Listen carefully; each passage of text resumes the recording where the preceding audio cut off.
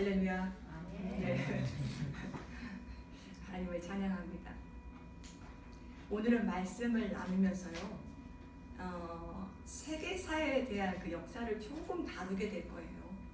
성경에 나오는 인물이 아니라 좀 익숙하지 않은 그 인물이 나오고 또 지명들이 몇 번 나와서 오늘 말씀은 약간 이렇게 어렵게 느껴질 수도 있어요. 근데 하나도 또 어렵지 않아요. 모르면 모르는 대로 그냥 들으십시오. 또 알면 아는 대로 들으시면 돼요. 오늘 말씀 잘 들으면요, 다니엘서만 이해되는 뿐만 아니라 복음서에 나오는 그 마지막 때에 대한 말씀이 있죠. 그 말씀도 약간 이해되실 것이고 또 요한계시록에 대한 말씀을 이해하는 것도 도움이 되실 거예요. 지난주 우리가 다니엘서 7장 나누었거든요. 7장에서 다니엘이 첫 번째 환상을 봤어요. 네 가지 짐승에 대한 환상을 보고 보좌에 대한 환상을 보았죠. 이 환상에 담긴 내용은 바벨론 제국을 포함하여서 앞으로 세계 역사가 어떻게 진행될지, 그리고 또 인류의 최후 종말, 심판, 그리고 영원한 하나님의 나라에 대한 내용이 담겨있는 그런 환상이었습니다. 다니엘이 이 7장에서 본 첫 번째 환상은요, 언제 보았냐면 벨사살 왕 원년, 벨사살이 왕이 된 첫 해에 봤다고 했어요. 이번에 나누게 될 8장의 환상은요, 벨사살이 왕이 된 지 3년째 본 환상이에요. 하나님이 다시 다니엘의 눈을 열어줬어요. 벨사살 왕 첫째 본 환상도 워낙 강렬했기 때문에 잊혀지지 않아요. 마음에 남아있는데 2년이 지나서 다시 하나님이 다니엘의 눈을 열으셔서 환상을 보여주셨습니다. 이 환상은요, 2절을 보면 다니엘이 엘람 지방 수산성에 있는 것처럼 보이거든요. 근데 그러지 않고 다니엘은 바벨론에 있어요. 바벨론에 살고 있고 환상 속에서의 배경, 다니엘이 환상 속에서 있었던 그 위치가 어디였냐면 엘람 지방 수산성과 그 근처인 을레 강변이었습니다. 수산성은 바벨론의 영토가 아니에요. 처음에는 메데 엘람의 수도였거든요. 그런데 나중에 페르시아 왕이 새롭게 재건하여서 페르시아의 수도로 삼았어요. 그래서 여러분들이 에스더서를 읽어보고 느헤미야서를 읽어보면 수상궁을 중심으로 사건들이 진행된 것들이 있어요. 어쨌든 이곳은 바벨론 도성에서 350km 떨어진 곳입니다. 지금부터 다니엘이 본 두 번째 환상에 대해서 제가 전해드릴게요. 다니엘이 눈을 들어서 딱 보니까 을레 강가에 두 뿔을 가진 순양이 서 있는 거예요. 7장에서 본 환상은요, 네 가지 짐승은 모양이 사자와 같고 곰과 같고 또 표범과 같았어요. 뭐라가 말할 수 없는데 닮아서 그렇게 표현했다고 했잖아요. 근데 8장에서는 정확하게 헛갈리지가 않아요. 두 뿔 가진 순양이다. 확실히 보면 아는 그런 짐승이었어요. 이 순양의 두 뿔은 길이가 모두 길어요. 근데 그중 한 뿔이 다른 뿔보다 조금 더 길었고요. 그 긴 것이 낮은 것이라고 말해주고 있습니다. 뿔은 여러분, 힘과 권세를 상징해요. 뿔이 두 개라는 것은 두 나라라는 것입니다. 두 뿔이 길었잖아요. 그 두 나라다 이 강력한 힘을 가지고 있는 나라였다는 거예요. 근데 나중에 한 나라가 더 우세한 힘을 갖게 되잖아요. 자, 여러분, 그럼 이 두 뿔 가진 순양이 어느 제국을 가리키는지 이제 아시겠죠? 7장에서 했으니까. 예. 또 이걸 갖고 두 나라가 이렇게 힘겨루기를 하기 때문에 우리나라 생각하시면 안 돼요. 남과 북에서 대한민국을 말하는 것보다 순양은 그렇게 생각하시면 안 돼요. 오늘 20절 가브리엘 천사가 해석해 준 것을 보니까 순양은 메대와 바사 연합국을 가리켜요.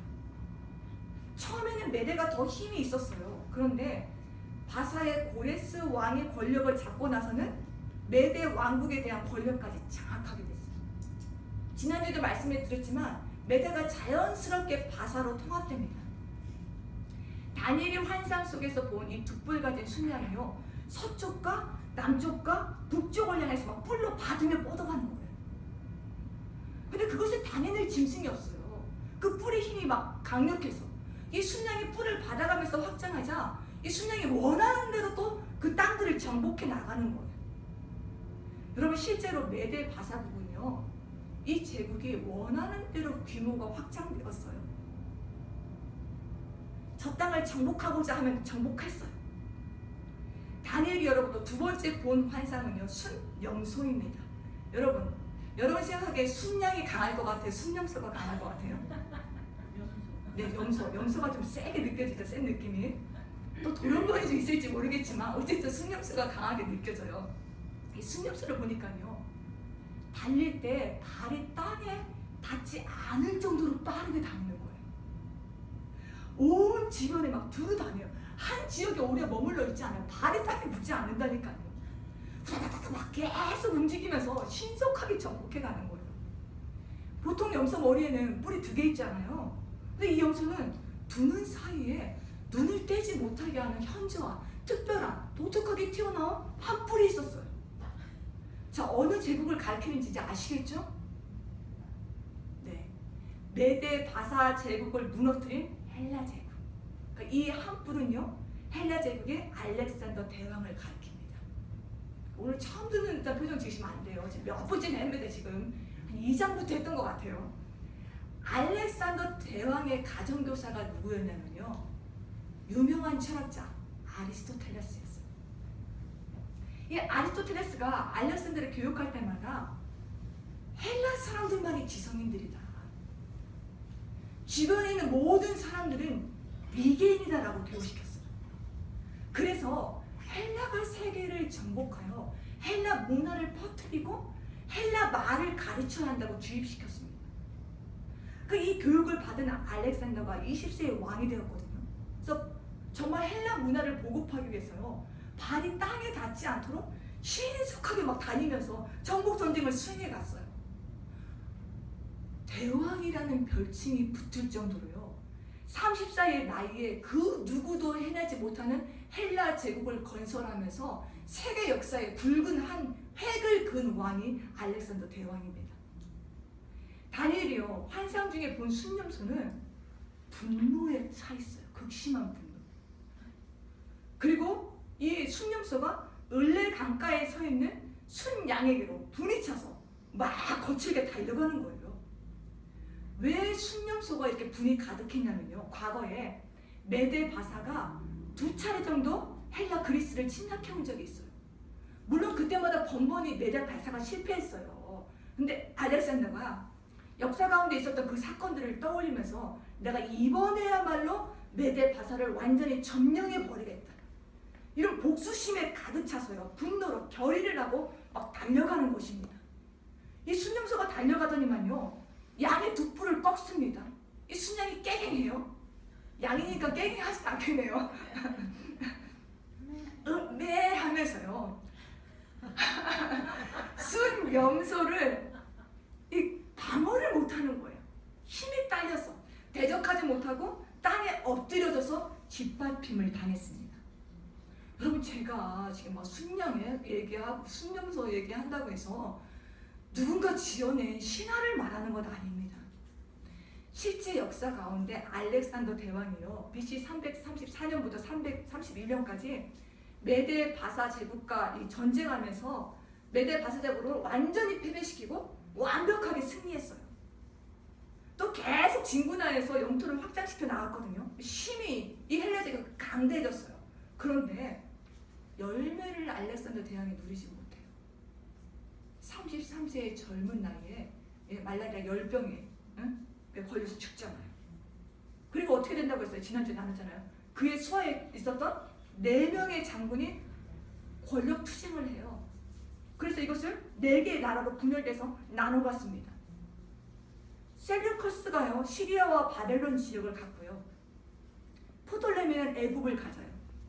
카산더는 마케도니아 지방을 가져요. 이건 그냥 여러분 스쳐 지나가듯이 들어주세요. 리시마커스는 소아시아를 차지합니다. 4나라로 나뉘어졌어요. 그러니까 다니엘이 본 환상이 우리가 살고 있는 세상 역사 가운데 그대로 이루어졌다는 것입니다. 여러분, 왜 하나님이 역사 가운데 일어날 일을 미리 다니엘에게 보여주셨는지 아십니까? 우리가 보기에 세상 역사는 마치 표면적인 것은 힘을 가진 사람들이 그들 스스로 원하는 대로 진행하며 역사를 만들어가는 것처럼 보이지만 역사의 진정한 주인은 하나님이시라는 거예요. 하나님이 주관하시고 이끌어 가신다는 것을 알라는 것입니다. 우리 인생도 마찬가지예요. 때로는 메대와 바사 같은 힘겨운 문제로부터 공격받을 수 있어요. 또 때로는 그것보다 더 버거운 헬라 제국과 같은 큰 일들이 일어나게 돼요. 그러나 여러분 아셔야 될 것은 그 사건들이 내 인생의 주도권을 갖고 있는 건 아니에요. 하나님이 갖고 계시고요. 예적부터 항상 계신 하나님이 내 삶의 주권자가 되시고 인도하고 계시다는 걸 믿으시기 바랍니다.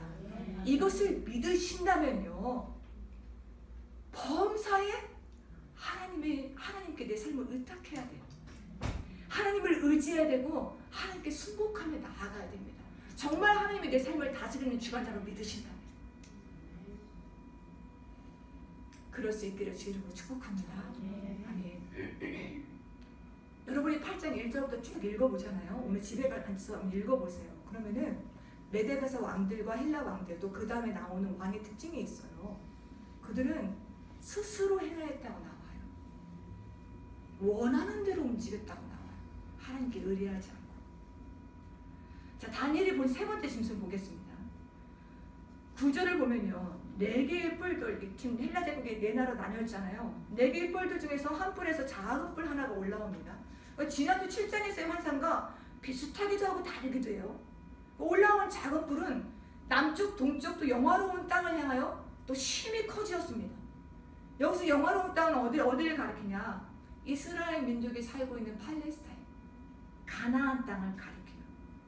이 뿔이 얼마만큼 커지냐면요, 하늘 군대에 미칠 만큼 커집니다. 그러니까 세상에서 이 뿔을 감당할 만한 사람이 없어요. 이 왕을 감당할 만한 나라가 없는 거예요. 가브리엘 천사가 이 뿔에 대해서 한번 해석하는 거 먼저 볼까요? 23절부터 25절까지를 볼게요. 이 뿔이 왕인데 어떤 왕이냐면 얼굴이 뻔뻔하게 생겼습니다. 그리고 속임수에 능해요. 얼굴이 뻔뻔한 거는 아마 이랬던 것 같아요. 되게 얼굴이 차갑고 강렬한 인상을 가지고 있었던 것 같아요. 그리고 또 속임수에 능하다고 했잖아요. 거짓으로 이렇게 미혹시키며 속임수에 능한 거예요. 누구든지 속일 수 있는 거예요. 그리고 이 사람은요, 이 왕은 사단의 권세를 받아 놀랍게 파괴하는 그 능력을 가지고 있었다고 합니다. 그러면서 거룩한 백성들을 멸해야 돼요. 얼마나 권모술수와 속임수에 능하였는지 25절 보십시오. 그가 꾀를 베풀어 제 손으로 속임수를 행하였다고 말하고 있어요. 이게 무슨 말이냐면요, 이 왕은 때때로 기적과 이사도 행하였다는 거예요. 그러면서 사람들을 미혹시켰다는 거예요. 유혹하고 미혹하고 현혹시키고. 그리고요, 이 왕이 보니까 평화롭고 안전한 때를 만드는 것처럼 하였다가, 그럼 사람들이 안심하잖아. 우리에게 이제 평화가 왔다, 안전하다. 이럴 때 안심하고 있을 때 많은 무리들을 멸한 거예요. 공격하면서, 전쟁을 일으키면서. 그래서 이 왕이요, 사람들이 평안할 때 자기의 본색을 드러내면서 하나님을 대적하면서 내가 왕이다, 내가 신이다, 이런다는 거예요. 이 뿔의 최후를 보니까 가브리엘이 이렇게 해석해 줍니다. 사람의 손으로 말미암지 않고 깨지리라. 누군가 죽인 건 아닌데 알아서 죽었다는 거예요. 자, 여러분, 이 뿔이 상징하고 있는 1차적인 인물이 누구냐면요, 과거의 역사 가운데 있었던, 이런 거 여러분 적어주십시오. 안티오쿠스 4세 에피파네스예요. 적으십시오. 안티오쿠스 4세 에피파네스. 네, 안티오쿠스 4세 에피파네스. 내 머리가 복잡한데 내가 왜 이런 사람까지 알아야 되냐. 내 자식 하나 알기도 복잡한데, 이렇게 생각하지 마시고 유익한 거예요. 안티오쿠스 4세 에피파네스인데, 이 헬라 제국이 내등분될 때 한 나라가요, 셀루커스가 그 왕조가 이렇게 형성되거든요. 여기에서 8대 왕으로 헬라 제국의 길이 남을 유명한 왕이에요. 근데 좋은 것으로 남은 것이 아니라요, 미치광이로 기억되는 자예요. 이름이 안티쿠스이고 자기 스스로 별칭을 붙였어요. 자기가 자기한테, 에피파네스. 뜻이 뭔지 아세요? 신이 영광스럽게 나타나셨다는 뜻이에요. 자기에게 신이 임했다는 거예요. 자기가 신이라는 것입니다. 여러분, 유대인들이 우리나라도 이렇게 여러 나라들도 이렇게 힘들게 고난을 많이 받았지만 특히 이스라엘은요 정말 여러 제국의 침략을 받고 그 식민지하에서 계속 살아가잖아요. 유대인들이 안티오쿠스 에피파네스의 지배를 받을 때가 있었어요. 헬라 제국의 지배를 받을 때가 있었는데 이 안티오쿠스가 얼마나 극악하게 종교 탄압을 했는지 몰라요. 유대교의 대제사장인 오니아스를 죽입니다. 그리고 자신의 말을 잘 들을 수 있는 사람을 세우고 대제사장 직분은요 자기 마음대로 좌지우지하는 거예요. 안티오쿠스의 이런 모습들에 대하여 오늘 본문 10절에서는 하늘 군대와 별들 중에 며칠 땅에 떨어뜨리고 그것을 짓밟았다고 표현하고 있습니다. 하나님을 열심히 섬기는 사람을 다 죽이는 거예요. 여호와의 군대로 불려진 이스라엘 백성들을 자기 마음대로 박해하고 대적했습니다. 이뿐만이 아니에요. 11절 12절 보십시오. 스스로 높아져서 하나님을 대적합니다. 성전 제사 금했어요. 유대인들이 아침 저녁 상번째 매일 하나님 앞에 제사 드리거든요. 근데 제사를 성전에서 드리지 못하는 거예요. 못하게 하는 거예요. 또 여호와의 신앙을 말살시키기 위해서 가장 빠른 첩경이 저들이 인도함을 받고 있는 율법책을 없애는 것이다 라고 안티오쿠스가 여겼어요. 그래서 율법책을 자기 눈에 띌 때마다 찢고 불태웠습니다. 그리고 율법책을 읽는 자는 아니 소유한 자는 죽이라는 명령까지 내렸어요. 그리고 할례 행하지 말아라. 이교도의 제단을 성전에 세워라. 안식일과 절기 지키지 말아라. 여러 가지 하나님을 섬기지 못하게 하는 새로운 규례들을 만들었어요. 새로운 법들을 만들었어요. 그리고 이 명령을 따르지 아니하면 자기가 새롭게 공포한 명령을 따르지 않으면 누구든지 죽일 거를 사형에 처한다고 공포했습니다. 안티오쿠스가 이런 왕으로 있을 때 얼마나 많은 유대인들이 죽임을 당했는지 몰라요. 10만 명가량이 죽임을 당해요. 또 4만 명이 노예로 팔아 넘겨집니다. 그러니까 우리가 상상할 수도 없을 정도로 안티오쿠스는 하나님의 백성을 핍박했어요. 그러니까 저항했던 세력이 안티오쿠스를 향해서 막 이렇게 저항하고 밀어내는 세력이 없었던 것은 아닌데 워낙 강력하게 나오니까 이 안티오쿠스는 자신이 하고자 하는 대로 여러분 8장 읽어보십시오. 형통하게 수행해내었습니다. 거침없이 수행해냈다는 거예요. 또 안티오쿠스가 이런 일도 했어요. 여러분 이걸 기억해 놓으시면 돼요. 예루살렘 그 성전에 기성소까지 들어가요. 그래서 헬라 신이었던 제우스 신상을 세웠어요. 기성소. 그리고 제우스 신상을 딱 세우고 어떡하냐? 율법에 부정한 동물로 돼지를 여기잖아요. 그 돼지를 제우스 신상에게 바치었습니다. 거룩한 성전을 완전히 모독한 거예요. 하나님을 모독한 거예요. 이 안티오쿠스가 어떻게 죽는지 아세요? 역사가 요세푸스가 말하기를 병거를 몰고 가다가 누군가 건드린 것도 아닌데 병거를 향해서 누군가 막 와서 딱 부딪힌 것도 아닌데 그냥 스스로 말에서 떨어지요? 극심한 고통을 일으키면서 고통 속에서 죽어갔다고 해요. 쉽게 죽은 것이 아니라요. 몸에 구더기가 날 정도로 고통을 받으며 죽어갔다고 합니다. 어떤 자료에서는요. 정신착란으로 오랜 시간 동안 고통받고 죽었다라고 말하는 자료들도 있어요. 사람들에게 암살당한 것도 아니고 전쟁 속에서 죽은 것도 아니에요. 사람의 손으로 말미암지 않았는데 비참하게 최후를 맞이했습니다. 현재 우리의 시각에서요. 다니엘이 세 번째 본 이 뿔이 상징하는 1차적 인물은 과거의 안티오쿠스였다면 앞으로 미래에 심판이 있기 전에 안티오쿠스와 같은 2차 인물이 나타나서 한때, 두때, 반때의 환란의 시간을 주도할 것이다 라고 말하는 견해들도 있어요. 한때, 두때, 반때. 제가 지난주에 나눴죠. 몇 년입니까? 3년 6개월. 아무튼 여러분 안티오쿠스라는 인물과 이 악함을 기억해 두셔야 돼요. 요한계시록에서도 연결되고 복음서에서 나오거든요. 다니엘이요. 파괴적으로 행하는, 거칠게 행하는 이 뿔, 이 왕의 행위들을 보면서 이 뿔의 기고만장함이 언제까지 지속될 것인가 궁금해하는 마음이 있었어요. 그때 13절에서 음성을 듣게 됩니다. 두 명의 거룩한 이가 나타나서 서로 주고받는 대화 내용이에요. 한 거룩한 이가 다른 이에게 이렇게 물어봐요. 언제까지 매일 드리는 제사와 망하게 하는 죄악에 대한 일과 성수와 백성이 내준받으며 집합할 일이 어느 때까지 이르게 됩니까? 이런 말이에요. 언제까지 우리가 이런 고난을 받아야 됩니까? 이 고난의 고통과 끝이 언제입니까? 회복이 언제입니까? 물어본 거예요. 저 뿔이 저렇게 기고만장하게 행하는 저 끝이 언제입니까? 물어본 것입니다. 그러자 답을 해주는 이가요, 거룩한 이를 보고 답을 해주는 게 아니라 다니엘을 향하여서 대답합니다. 이렇게 대답해요. 2300 주야까지니 그때의 성소가 정결하게 될 것이다. 2300 주야까지니 그때의 성소가 정결하게 될 것이다. 이 2300 주야에 대한 여러분 다양한 견해가 있습니다. 이걸 자세하게 말하려면 여러분 오늘 집에 못 가요. 큰 덩어리를 짧게만 말씀드리면 어떤 학자들은 이 2300 주야를 종말론적 관점으로 봐요.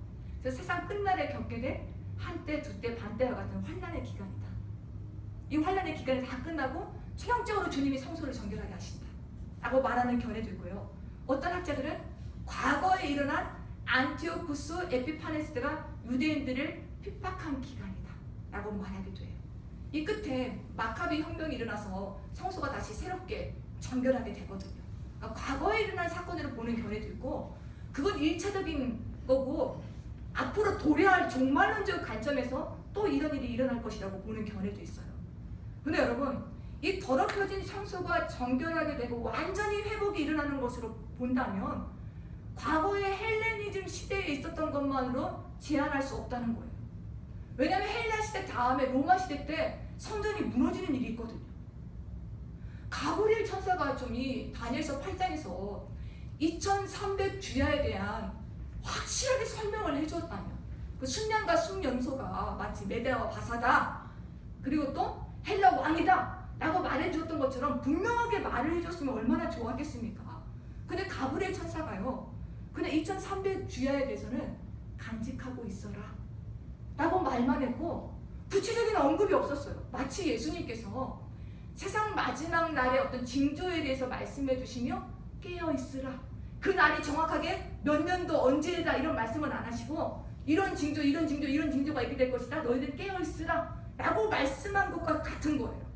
저는 여러분들이 그럴 리도 없겠지만요, 이 2300 주야가 무엇을 뜻하는지 막 상징하는지 막 궁금해서 시급을 전폐하고 연구하는 일은 없었으면 좋겠어요. 다니엘서에서 여러 가지 상징적인 표현이 나오고 또 묵시적인 시간이 그 단위들이 또 뒷장에도 나오거든요. 근데 여러분, 이런 시간들이 이렇게 표현하고 있는 것은, 목적하고 있는 것은요, 우리에게 정확한 시간대를 알려주려는 것이 아닙니다. 그런 목적이 아니에요. 어떤 목적이냐, 악한 권세가 아무리 강력해도 내 박해는 한시적이라는 거예요. 하나님께서 영원한 승리를 주신다는 이 진리를 전달하기 위하여서 그 틀의 역할로 시간과 날수의 개념들을 사용하는 것이지, 시간을 정확히 계산하여서 우리에게 그날을 놓치지 말라고 기록한 모든 건 아니에요. 바르게 날수를 계산하는 자만이 깨어있는 자냐? 아니죠, 여러분. 바르게 날수를 계산하는 자만이 천국에 들어가는 자냐?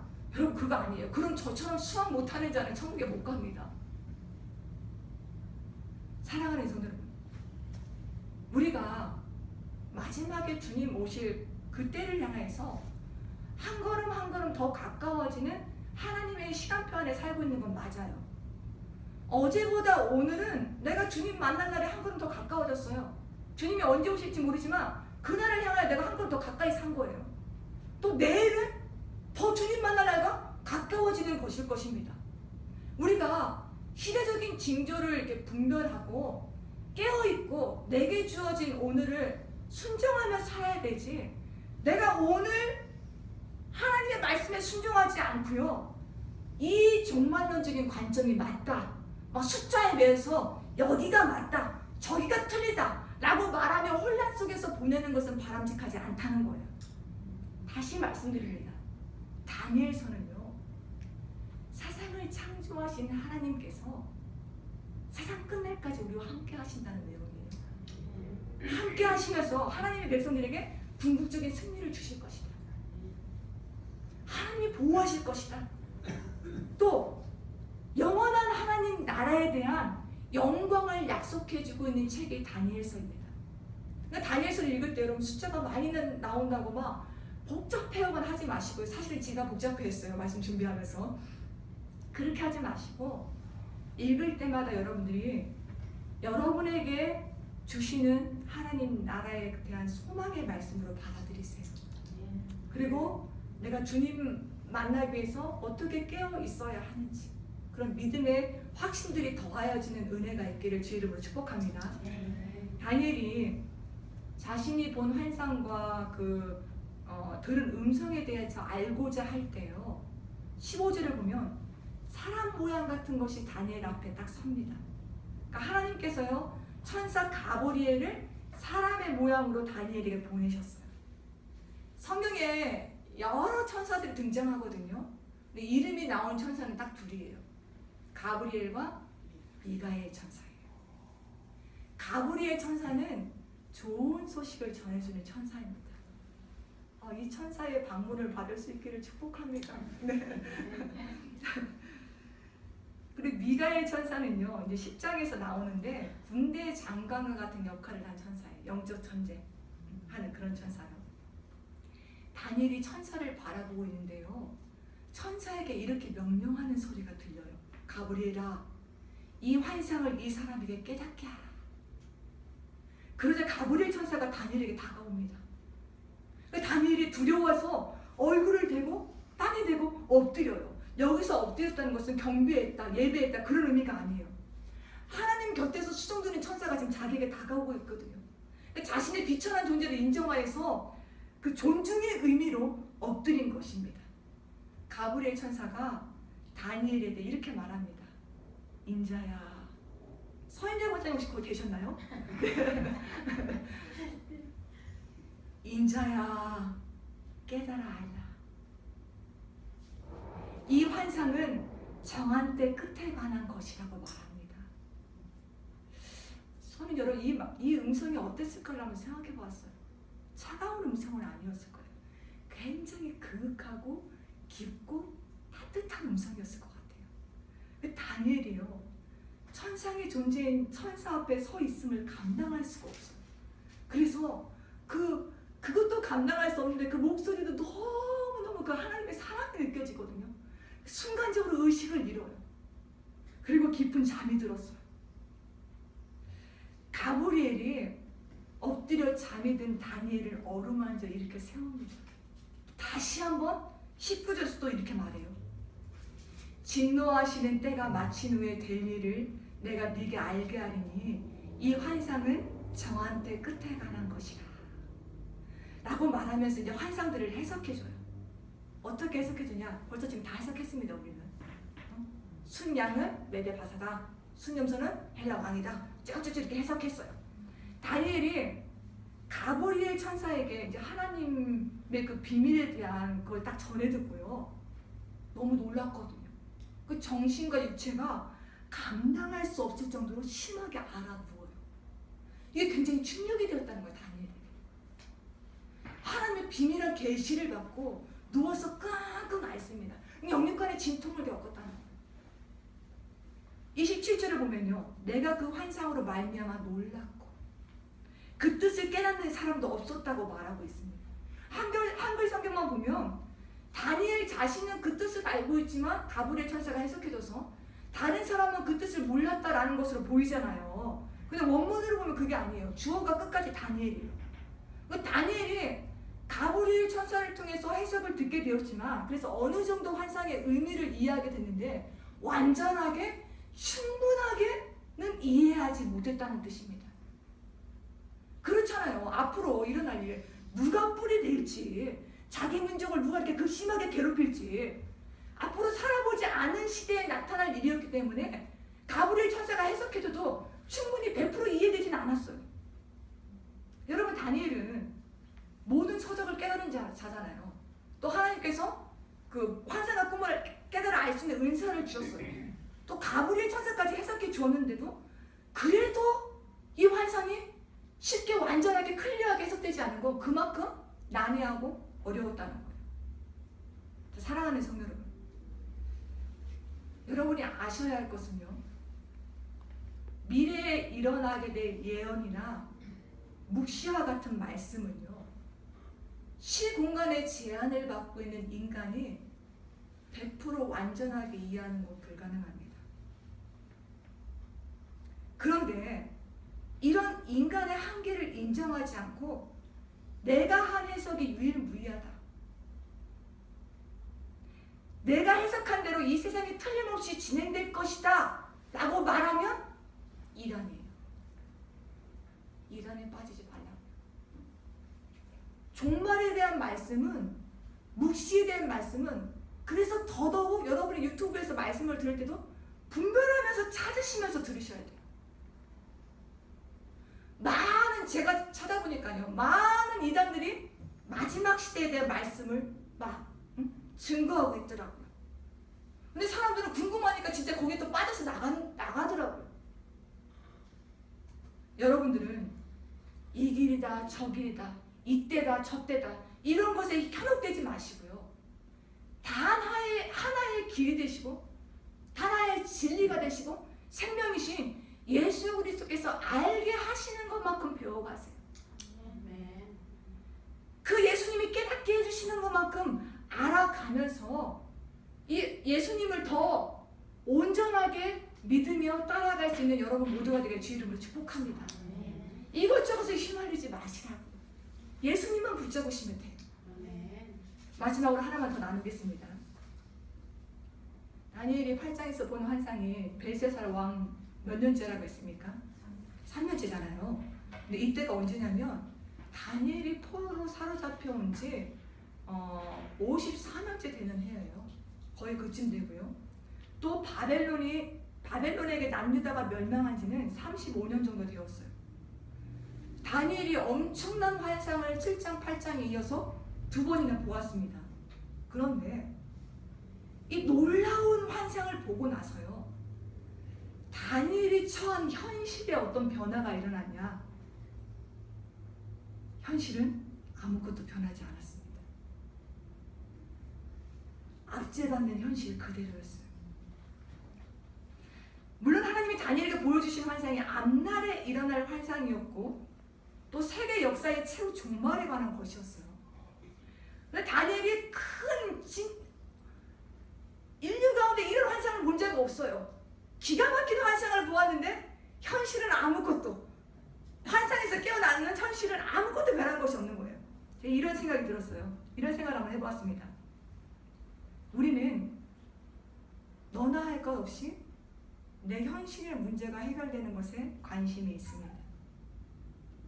말씀을 들어도 내 인생과 관계되어서 하나님이 당장 어떤 일을 해주실까, 이런 내 인생의 문제를 지금 당장 해결해 주시는 말씀을 듣고 싶어요.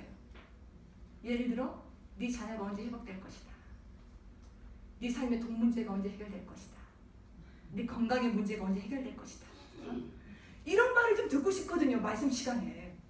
그런데 주일에 와서 듣는 말씀은요, 직접적으로 내 현실을 해결받을 수 있는 말씀이 아니라 어떤 말씀들이냐? 믿어라,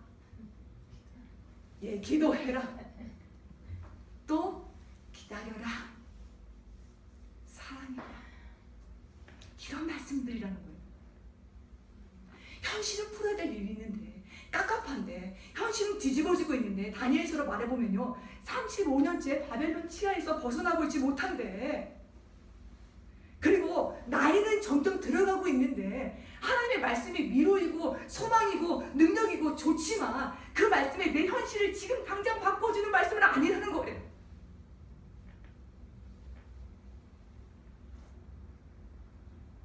여러분은 받은 말씀과 내가 살아가야 되는 현실이 다를 때 어떻게 반응해 오셨습니까? 현실을 꽉 붙잡았어요? 아니면 말씀만 꽉 붙잡아서 붕쳐서 살으셨어요?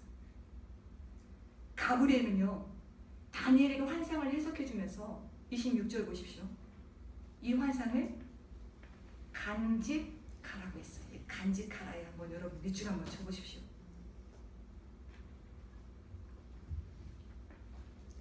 간직하라는 것은 여러분 무슨 말이냐면, 간직의 원어적 의미를 보니까, 왜 창세기에서 여러분 이삭이 우물 팠을 때 있었죠.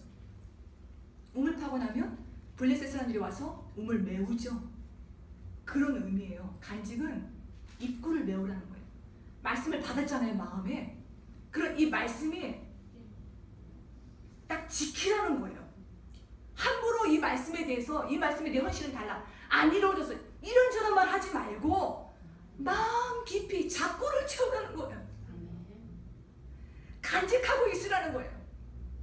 누가 뺏어가지 않도록, 열어놓지 않고 사단이 와서 이 말씀을 낚아채게 가지 않도록 딱 간직하고 있으라고 합니다.